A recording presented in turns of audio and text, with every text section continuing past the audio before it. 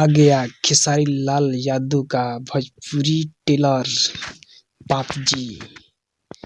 इसमें हीरो है खेसारी लाल यादव और बाप बना है मनोज टाइगर उर्फ बतासा चाचा। हीरोइन है काजल रानी। आप लोग देखे टेलर और आनंद लीजिए।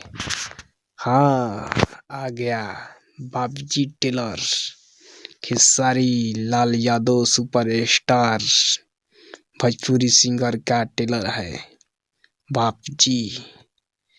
आप लोग सही सुन रहे हैं, बापजी टेलर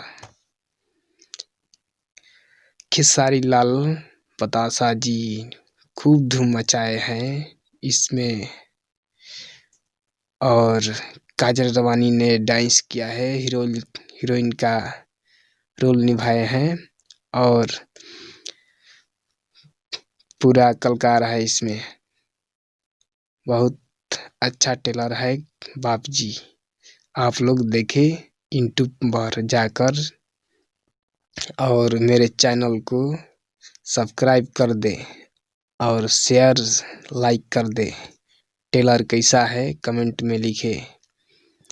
बापजी टेलर खेसारी लाल यादव का सुपरस्टार खेसारी लाल यादव और मनोज टाइगर काजल रानी हीरोइन है इसमें। आप लोग मेरे चैनल को सब्सक्राइब कर दे, देर रद्द करें।